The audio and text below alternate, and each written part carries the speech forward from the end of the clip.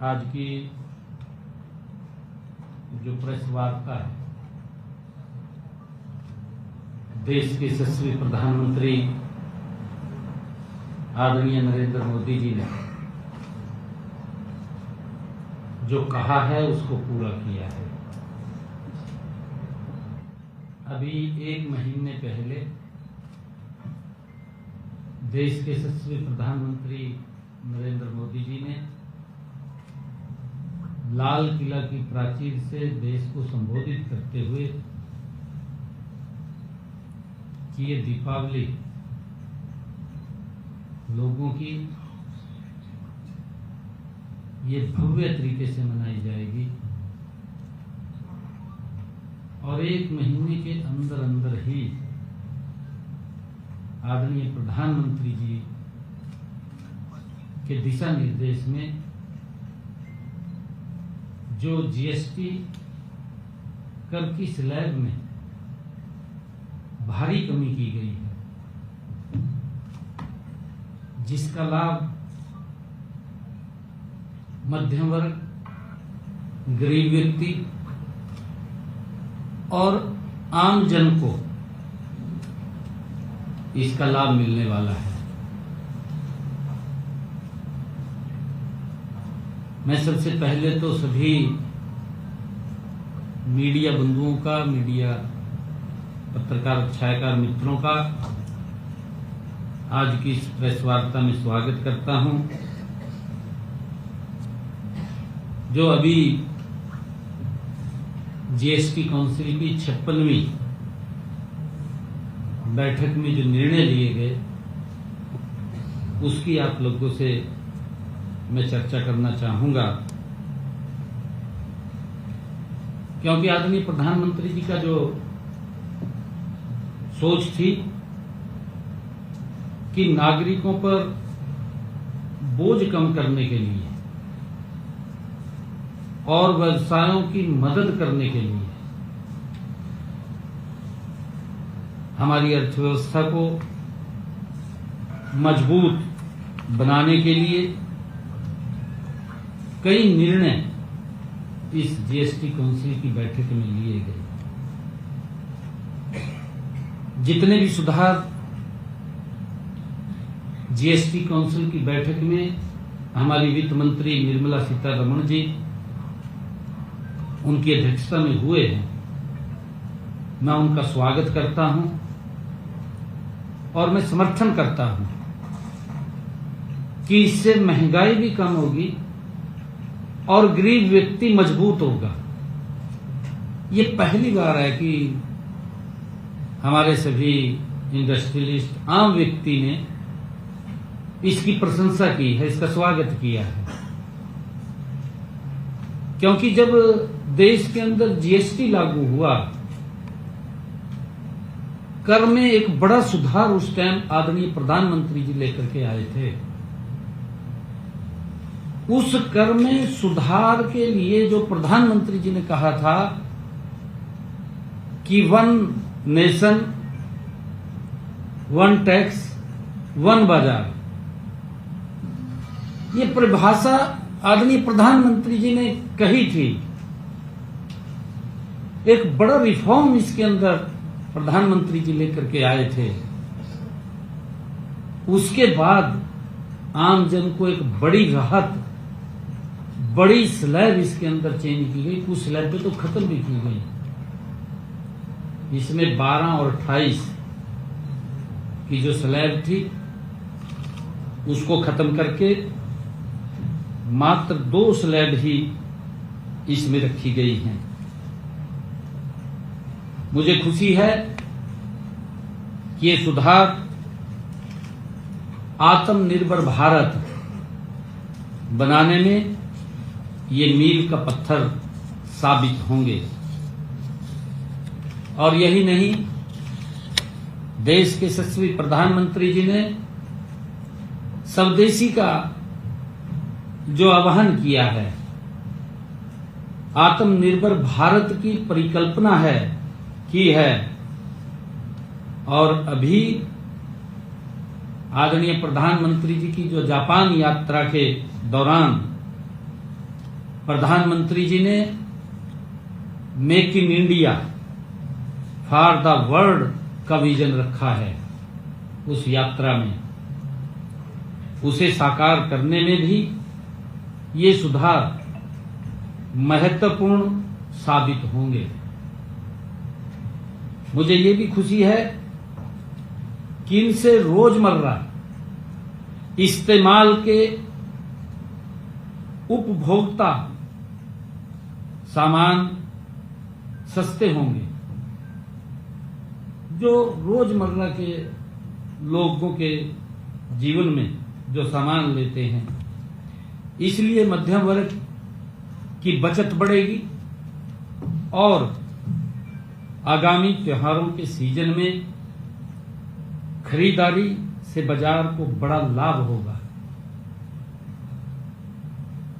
GST परिषद द्वारा लिए गए कुछ प्रमुख निर्णयों का मैं आपके बीच में जिक्र करना चाहूंगा। देश में जीएसटी की सिर्फ 2 ही मानक दरें रहेंगी।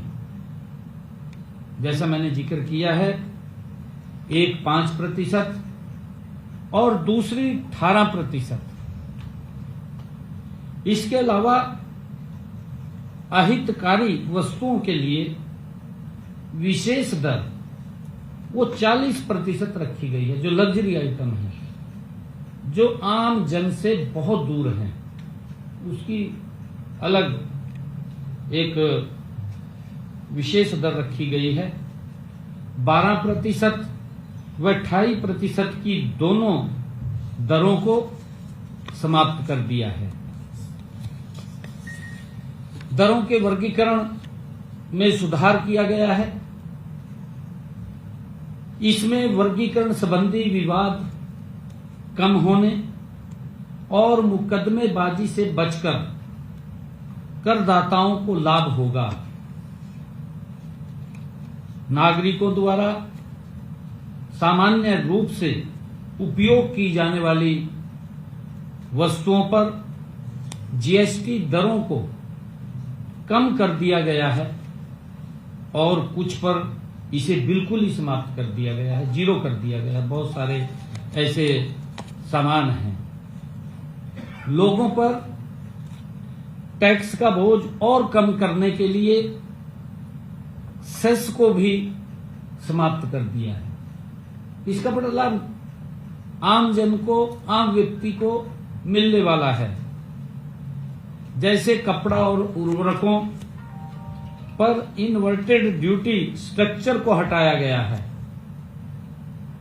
इससे डीलरों के लिए पूंजी का अवरोध कम होगा। पंजीकरण प्रक्रिया को सरल बनाया गया है। इससे कम जोखिम वाले आवेदकों के लिए 3 दिनों के भीतर स्वचालित पंजीकरण हो सकेगा। इसका सरलीकरण किया गया है। सिस्टम विश्लेषण के आधार पर और एक निश्चित समय सीमा के भीतर प्रोविजनल रिफंड करना संभव हो पाएगा। ये इसका जो सरलीकरण किया है।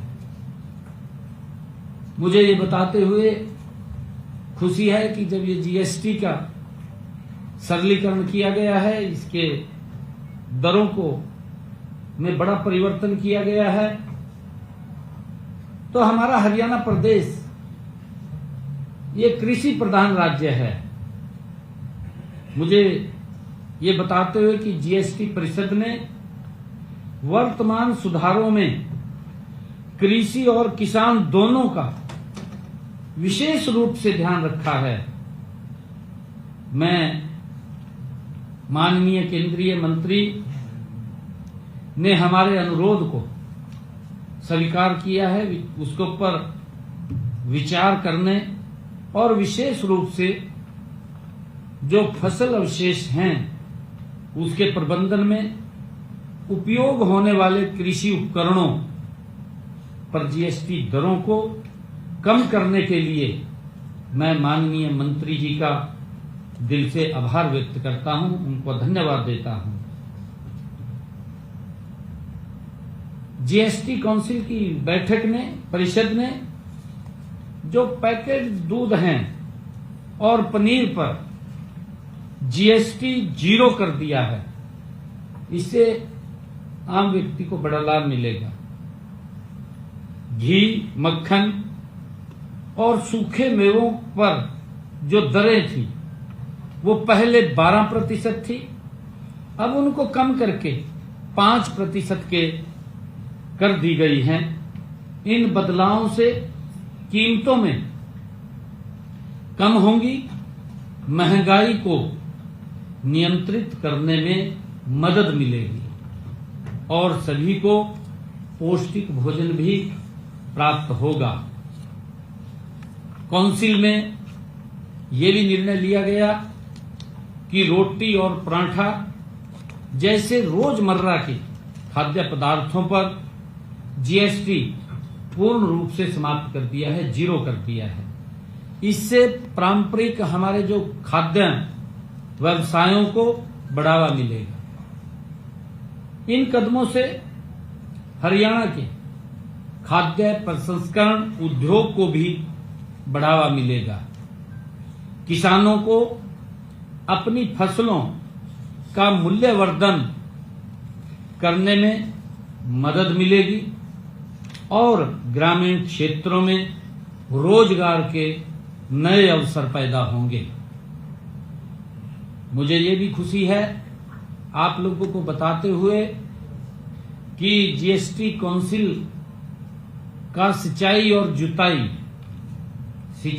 जुताई मशीनरी जैसे कृषि उपकरणों पर जीएसटी दरों को 12% से घटा करके 5% किया गया है।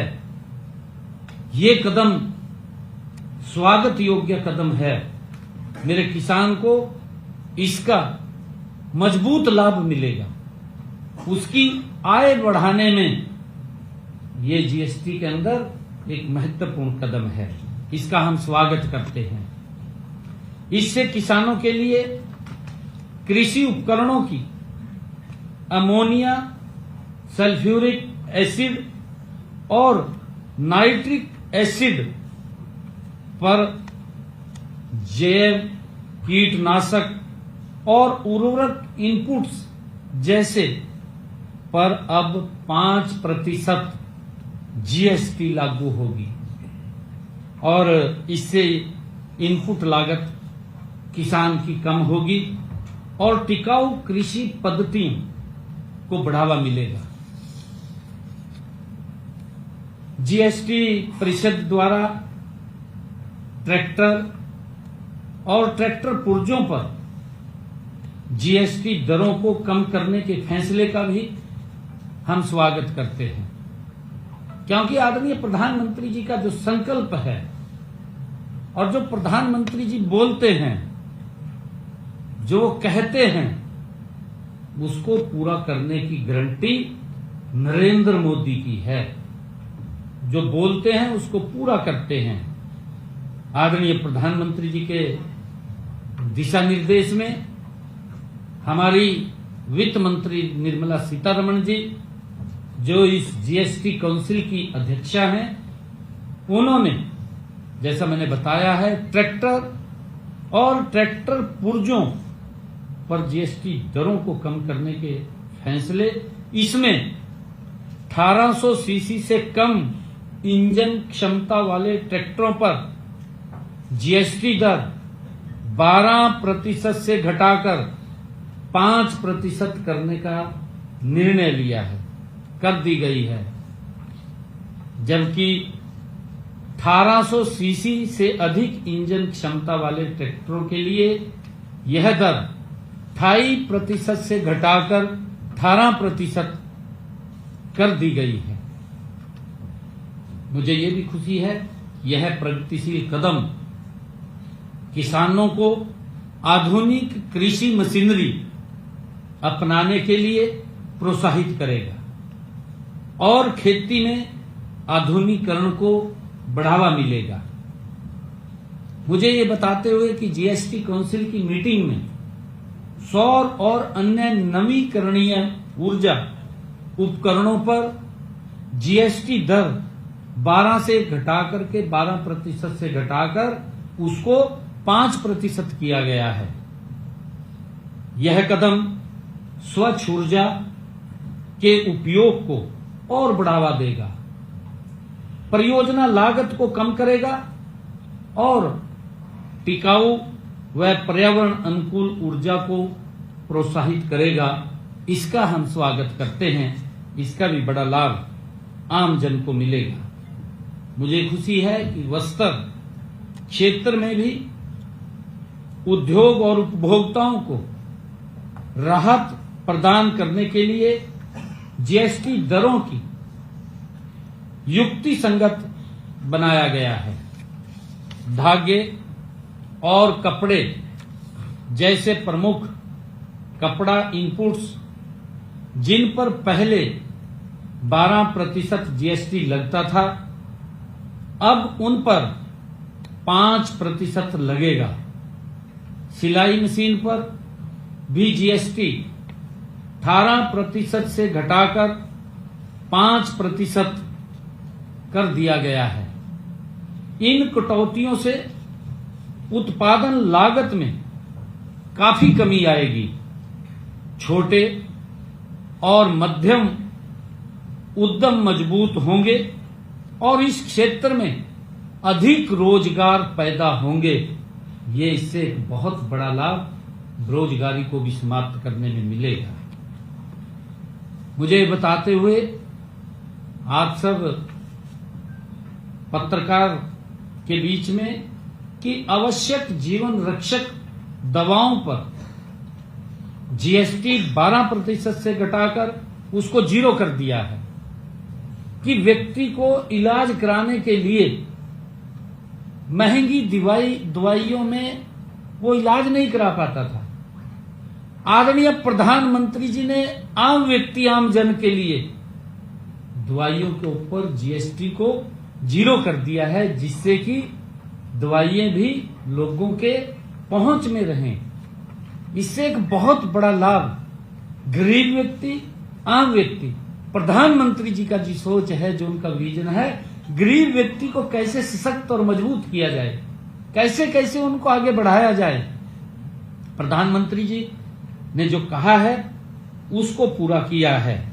इसके अतिरिक्त डायग्नोस्टिक किट जैसे कि ग्लूकोमीटर और रीजेंट पर जीएसटी 5% कर दिया है।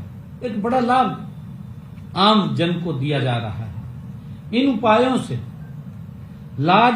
इलाज की लागत उल्लेखनीय उसमें कमी आएगी और विशेष देखभाल की आवश्यकता वाले रोगियों को इसका सीधी राहत उनको मिलेगी, उन तक पहुंचेगी। मुझे ये भी खुशी है कि जीवन और स्वास्थ्य बीमा पर जीएसटी 18% से घटाकर उसको भी 0 कर दिया है, 0 कर दिया है। इससे प्रीमियम की लागत कम होगी। जो प्रीमियम लगता था उसके अंदर भी कमी आएगी। परिवारों को अधिक वित्तीय सुरक्षा और अधिक किफायती उपचार तक पहुंच भी मिलेगी। जैसे छोटी कारों में पेट्रोल के लिए 1200 सीसी तक, डीजल के लिए 1500 सीसी तक इंजन क्षमता वाली कारों पर जीएसटी दर 2.5% से घटाकर 18% कर दी गई है और यही 18% दर 350 सीसी तक इंजन क्षमता वाली मोटरसाइकिल पर भी ये लागू होगी। मिडल मैन को एक बड़ा राहत आदरणीय प्रधानमंत्री जी ने इन टैक्सों की जो रेशनलाइजेशन किया है उसके अंदर बड़ी राहत देने का काम आदरणीय प्रधानमंत्री जी ने किया है। इन बदलावों से मध्यम वर्ग के लिए छोटी गाड़ियां अधिक किफायती हो जाएंगी और ऑटोमोबाइल क्षेत्र में मांग बढ़ने की भी ये उम्मीद है।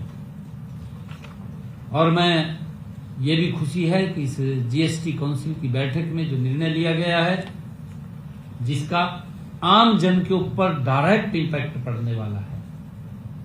जीएसटी काउंसिल ने जो हमारे सीमेंट पर जीएसटी पहले 28% लगता था, उसे घटा करके अब 18% किया गया है। सीमेंट के भाव के अंदर भी बड़ी कमी आएगी, जिसका आम व्यक्ति को अपना मकान बनाने में कम उसका पैसा लगेगा। इससे निर्माण लागत कम होगी और हरियाणा में इंफ्रास्ट्रक्चर विकास और मकान बनाना आम व्यक्ति के लिए आसान होगा। कुछ अहितकारी वस्तुओं की दरों को भी युक्ति संगत बनाया गया है, जैसे तंबाकू उत्पादकों और पान मसाला, सिगरेट पर जीएसटी 40% तक बढ़ाने का निर्णय लिया गया है। तंबाकू के ऊपर, सिगरेट के ऊपर और पान मसाला के ऊपर 40% तक ये बढ़ाने का निर्णय लिया गया है। इन वस्तुओं पर नई दरें बाद की तारीख से ही लागू होंगी। तब तक वर्तमान में लागू 28% टैक्स और कंपनसेशन सेस लागू रहेंगे।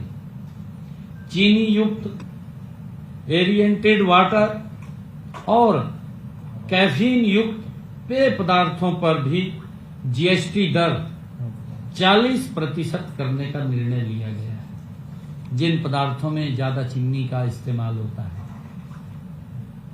देखिए आदरणीय प्रधानमंत्री जी आम जन के स्वास्थ्य की भी जीएसटी के माध्यम से सीधा सीधा संकेत दे रहे हैं कि व्यक्ति स्वस्थ रहे। ये आदरणीय प्रधानमंत्री जी का जो विजन है, इस देश को विकसित राष्ट्र की तरफ गति से ले जाने का, यह आदरणीय प्रधानमंत्री जी का विजन है। और इन उपाय का उद्देश्य हानिकारक उत्पादकों की खपत को अतोत्साहित करने के साथ सार्वजनिक कल्याण के लिए उच्च राजस्व उत्पन्न करना भी है। जीएसटी ने हमारी कर प्रणाली को सरल और पारदर्शी बना दिया है। इसने राज्यों के बीच व्यापार में आने वाली बाधाओं को भी दूर किया है और जो एक राष्ट्र एक कर एक बाजार को जो परिकल्पना आदरणीय प्रधानमंत्री जी की थी, उसको साकार किया है। मुझे खुशी है कि 2017 से जीएसटी ढांचे को सरल और तर्कसंगत बनाने के लिए लगातार प्रयास किए जा रहे हैं। इनमें हरियाणा में कर आधार का विस्तार हुआ है, जीएसटी संग्रह में वृद्धि हुई है। हरियाणा का शुद्ध जीएसटी संग्रह जो 2018-19 में 18,910 करोड़ रुपए था, जो बढ़कर के 2024-25 में 39,743 करोड़ रुपए हो गया है। यह 110% की वृद्धि है। अपनी अपेक्षाकृत छोटी आबादी और आकार के बावजूद हरियाणा एक अग्रणी कर संग्रह करने वाले राज्य के रूप में उभरा है। वर्ष 2024-25 में हरियाणा कुल सकल जीएसटी संग्रह में देश के प्रमुख राज्यों में 5वें स्थान पर रहा है। वास्तव में वित्त वर्ष 2025-26 में हरियाणा का शुद्ध SGST संग्रह 20% की बहुत प्रभावशाली दर से बढ़ रहा है। मित्रों, मैं देश के यशस्वी प्रधानमंत्री और आदरणीय नरेंद्र मोदी जी और देश की वित्त मंत्री आदरणीय निर्मला सीतारमण जी और GST परिषद के सभी सदस्यों का एक बार मैं पुनः आभार व्यक्त करता हूं। उनकी दूरदर्शिता और जन हितकारी सोच ने इस परिवर्तनकारी और कल्याणकारी निर्णयों को संभव बनाया है। धन्यवाद।